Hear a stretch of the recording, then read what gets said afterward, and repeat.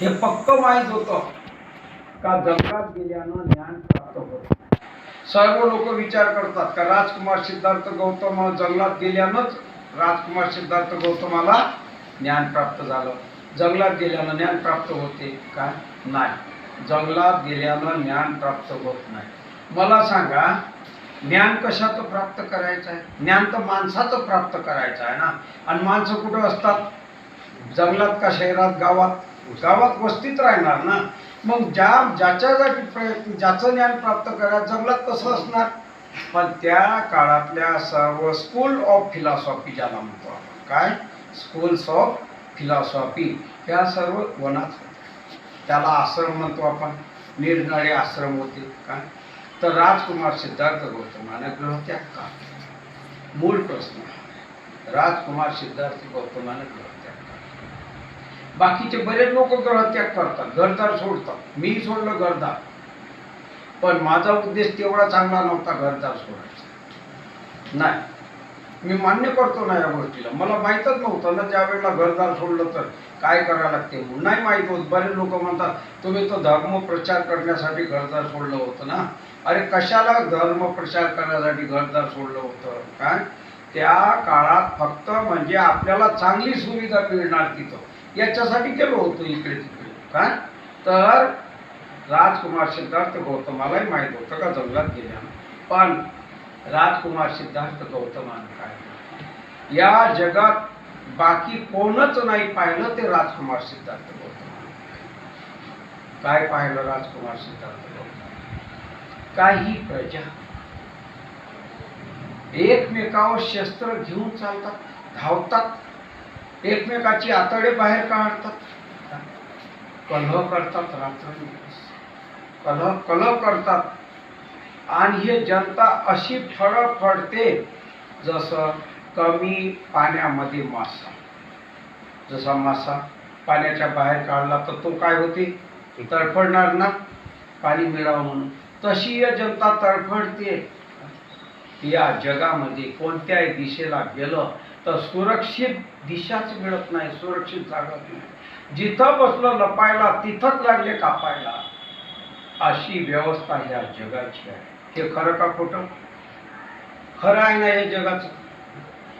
मला सांगा, आता 2 महायुद्ध झाले, आता जर तिसरं झालं ना तर माणूसच राहणार नाही ना. सर्वांना माहीत सर्वांना आहे. पण पद, प्रतिष्ठा आणि पैसा याच्यासाठी कोणी मागं सरकायला तयार नाही. आणि याला फक्त बुद्धच फक्त थांबवू शकते. बुद्ध कुठं गेले नाही, बुद्ध येणार नाही, कोणाला भेटणार नाही. पण बुद्धानं जे शब्द सांगितले ते शब्द या जगात आहे ग्रंथ रूपानं, त्याचा अभ्यास केला पाहिजे. आता राहिली गोष्ट, राजकुमार सिद्धार्थ गौतमानं घर सोडलं. या कारणासाठी सोडलं, युद्ध थांबवायचं आहे. आणि युद्ध 2 राज्यामध्ये आहे, 2 राष्ट्रामध्ये आहे, 2 देशामध्ये आहे, 2 गावामध्ये आहे, 2 मोहल्ल्यामध्ये आहे, एका घरात सुद्धा आहे का नाही आहे. निवडणुकीच्या वेळेला पहा, निवडणुकीच्या वेळेला पहा, त्या रेणापूरमध्ये काय 2 सख्खे भाऊ एकमेकाशी बोलत नव्हते. रेणापूर पाहिलं ना तुम्ही? कुठं आहे ना. मी त्यांच्या घरी गेलो, 6 महिन्याच्या अगोदर त्यांच्या घरी गेलो, चांगलं जेवण खाऊन केलं, दोघं परिवाराला सोबत आणलं. आता म्हटलं त्यांना बोलवा, आलो मी तर नाही म्हणते, आता ते दुसऱ्या पार्टीत गेले. मला मला म्हणजे घराघरामध्ये भांडण आहे. आई आणि मुलामध्ये भांडण. तुम्ही म्हणा आई आणि मुलामध्ये भांडण नाही, होय ना. त्याला जास्त वावर दिलं, त्याला जास्त शेत दिलं, मला कमी दिलं. का आईशीनच भांडते तो, वडिलाशीन नाही भांडत. ज्याच्यावर ताकद चालते त्याच्याकडेच ना, निसर्ग नियमाप्रमाणे. का आईशीन भांडते. तर हे सर्व कलह आणि हे सर्व कलह समाप्त करण्यासाठी बुद्धाची आवश्यकता. बुद्धानं कधीच कोणाला म्हटलं नाही ये आणि माझ्या पायात ये आणि माझा शिष्य बन, नाही, बिलकुल नाही म्हटलं. आणि या दृष्टीनं बुद्ध हे अलौकिक ठरतात, एकदम वेगळे ठरतात. जसं आता मी तुम्हाला म्हणजे हे सांगतो का हा सूर्य जो आहे हा सूर्य आपल्याला अतिशय प्रिय आहे, पाहिजेच. पण सूर्य आपल्याला सद्बुद्धी देऊ शकते का? सद्बुद्धी देते? कोणाला गणित शिकवते? पायथागोरस शिकवते का सूर्य? काय E=mc² शिकवते का सूर्य आपल्याला? नाही ना. काय काहीच नाही शिकवत. तरी पण सूर्य आवश्यक आहे. त्याच्याही पेक्षा बुद्ध या विश्वाला आवश्यक आहे. तुम्ही बौद्ध धर्म स्वीकारा का नका स्वीकारा, फक्त बुद्धासारखं अंतकरण झालं पाहिजे. कोणासारखं? त्या गौतमासारखं, जगातल्या माणसाचं. तेव्हा हा माणूस. आणि राहिली गोष्ट, या माणसामध्ये इतकी ताकद आहे, या माणसानं आपली ताकद इतकी वाढवली, सूर्याचा सुद्धा नाश करू लागला माणूस. सांगू कसा नाश करू लागला सूर्याचा माणूस? ते सांगते. मला सांगा, सूर्य म्हणजे आपण कशाला म्हणतो? जो दिसते आपल्याला गोडा त्याला नाही म्हणत सूर्य. जो आपण जे रोज उगवते त्याला नाही म्हणत सूर्य आपण. तुम्हाला मग अजून दुसरा सूर्य कोणता आहे? मला सांगा, सूर्यापासून जी आपल्याला उष्णता मिळते, तर उष्णता कुठून कुठून म्हणजे फिल्टर होते? उष्णता कुठून फिल्टर होते? पृथ्वीवर उष्णता येते, कुठून फिल्टर होते? कोणत्या थरातून? ओझोन आहे ना. ओझोनच्या थरातून जे उष्णता आपल्याला मिळते तो आपला सूर्य होय. तो सूर्य नाही होया. काय? जर समजा ओझोनच समाप्त झाला तर सूर्यही आपल्यासाठी गायब झाला का नाही झाला? मग या सूर्याचं रक्षण कोण करणार? सूर्य म्हणजे ओझोन होय. कोण होय? ओझोन. मग सूर्याचं रक्षण कोण करणार? मनुष्यच करणार. कारण सूर्याची शक्ती कोण बिघडवली? माणसानं बिघडवली. मग आता सूर्य मोठा का माणूस मोठा? सांगा, गणिताच्या सूत्राप्रमाणे माणूसच मोठा. आणि दुसरी गोष्ट आपण घेऊ, पाणी आहे. त्यालाही लोक देवच समजतात ना पाण्याला. तर पाणी आहे, तर पाण्याची ताकद कोण समाप्त केली? मला सांगा, सर्व प्लास्टिकचा कचरा त्यात समुद्रात जमा होऊ लागला, तर हे जबाबदारी कोणाची आहे? पाण्याची शुद्धीकरण करायची माणसाची. म्हणजे माणूस मोठा आहे त्या पाण्यापेक्षा. वायूला प्रदूषित कोण केलं? माणसाने केलं. मग वायूला शुद्ध कोण करणार? माणूसच करणार. माणसानं थोडं आशावादी सुद्धा असलं पाहिजे. तर माणूसच वायूला शुद्ध करणार. मग माणसाच्या शक्तीला जाणलं पाहिजे.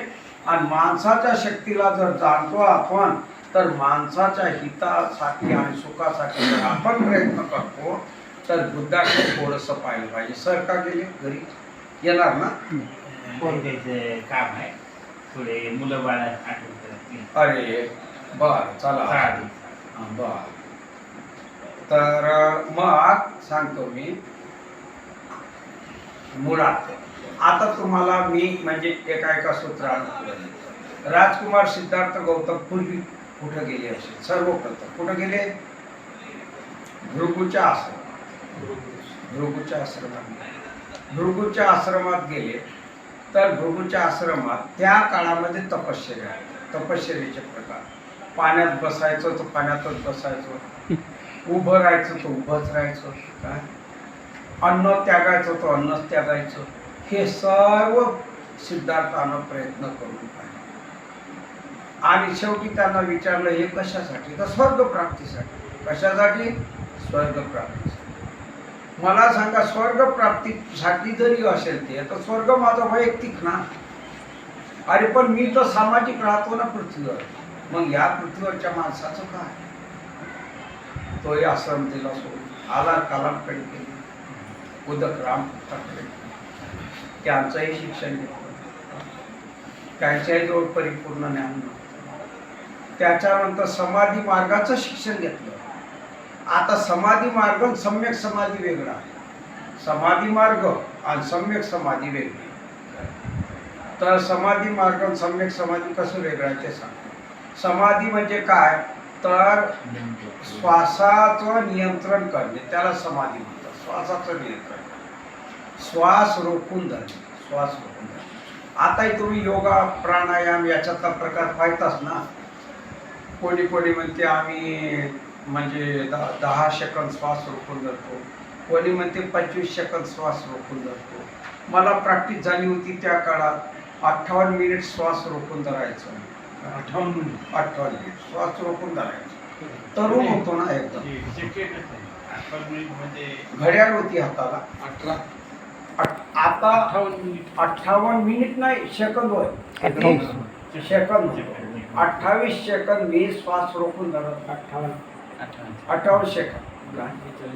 आता समजून घ्या 45 सेकंद श्वास रोखून धरतो सेकंद. तर त्या काळात म्हणजे त्यालाच लोक समजतात परमज्ञान. मुळात हा एक व्यायामाचा प्रकार. तुमचं फुफ्फुस खूप चांगलं होत असेल काही सांगता येत नाही. जेव्हा श्वास आपण आतमध्ये रोखतो तर आपण काय धरून ठेवलं शरीरामध्ये? कोणाला नाही बाहेर जाऊ देत आपण. CO2ला बाहेर जाऊ देत. कोणाला? कार्बन डायऑक्साईड जो बाहेर जाण्याचा प्रयत्न करते त्याला आपण बाहेर जाऊ देत. मग तो आतमध्ये राहिल्यानंतर चुपचाप राहणार काय? तो शरीराला काय करणार? नुकसान करणार. तो शरीराला नुकसान करणार म्हणजे करणारच. तर म्हणून श्वास रोखून धरण्यामध्ये काही फायदा नाही. पण ज्याचं पोट पाणीच त्याच्यावर आहे तर तो तर म्हणणारच श्वास रोखून धरल्यानं हे फायदे होते ते फायदे. ठीक आहे ना, माणूस बॉडी बिल्डर झाला, काय काय झाला. मला सांगा, जगातल्या पैलवानांची मी बरीच मुलाखत. त्या पैलवानांना सामाजिक ज्ञान असते काय? माईक टायसनला होतं काय सामाजिक ज्ञान? नाही ना, त्यांना नसते सामाजिक ज्ञान. आणि आर्मी मधला माणूस गोळी का चालवते? त्यालाही सामाजिक ज्ञान नसते. फक्त बॉस न म्हटलं काय बस ट्रिगर ऑन तर ट्रिगर ऑन करते काय. आणि मग त्यांना दारू दिल्या जाते काय? दारू दिल्या जाते, मटण दिल्या जाते त्यांना खाण्यापिण्यासाठी. म्हणजे हे लोक इथं तरी टिकून राहणार. कधीही मरो पण टिकून तर राहणार काय. मला तो 25व्या वर्षी मरो का 20व्या वर्षी मरो पण टिकून राहते तो काय. मग त्या बाहेर नाही पडायला पाहिजे. त्याला सर्व सुविधा द्यायच्या लोक काय. ब्रिटिश लोक सर्व सुविधा द्यायच्या काय. त्याला प्रायव्हेट सुविधा सुद्धा द्यायच्या काय. तर म्हणून सांगतो का मुळात आपण त्या जागी चाललो का माणूस आणि माणसाचं जीवन. तर आता राजकुमार सिद्धार्थ गौतम समाधी श्वास रोखणे, श्वास पहिले घेणे त्याला म्हणतात कुंभक. मग श्वास घेणे, श्वास घेणे म्हणजे रेचक. श्वास रोखून धरणे कुंभक आणि श्वास सोडणे म्हणजे पूरक. या सर्व गोष्टी पाहिल्या. पण त्याने काही फायदा थोडाच होणार आहे. सद्बुद्धी थोडीच मिळणार आहे. सद्बुद्धी तर मिळणार नाही. मी कोणत्याही व्यायाम प्रकाराला नकारत नाही. माणसाला व्यायाम तो अत्यंत आवश्यक शरीराला आहे. मी माझा वॉकिंगचा स्पीड 5 किलोमीटर आहे एका तासाचा. सकाळी एका तासात 5 किलोमीटर चालल्याशिवाय मी वापसच येतो. आणि एका तासात येतो 5 किलोमीटर. माझा नित्य कर्मच. व्यायाम तर केलाच पाहिजे. पण माणसाचं खरं सुख कोणतं आहे? आणि मग ते झाडाखाली येऊन करते. त्यांची स्थिती भयंकर खराब झाली, भयंकर खराब झाली आणि मृत्यूच्या दारात येऊन पोहोचले. आणि अशा वेळेला एका बाईनं भोजन दिलं आणि भोजन दिल्यानंतर ते आपले आले. भोजन दिलं त्या बाईनं, भोजन दिलं, खाल्लं त्यांनी आणि तिथं जाऊन बसले झाडाखाली.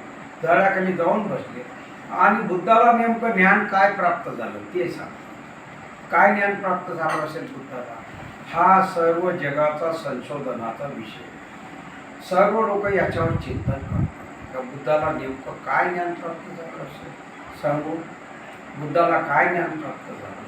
तर या जगात दुःख आहे. तुम्ही म्हणाल हे तर दुःख तर घरी कळलं असतं बुद्धाला, सिद्धार्थाला घरी तर कळलं असतं जगात दुःख आहे. पण राजकुमार सिद्धार्थ गौतमानं घर सोडलं कशासाठी?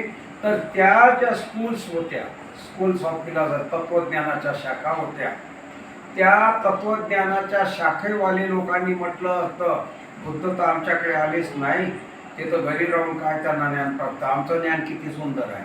म्हणून ज्ञानाचंच प्रतीक जर बुद्धाला म्हणायचं आहे तर त्या काळात तत्कालीन काळामध्ये जितकं ज्ञान आहे तितकं ज्ञान प्राप्त झालंच पाहिजे म्हणून त्याने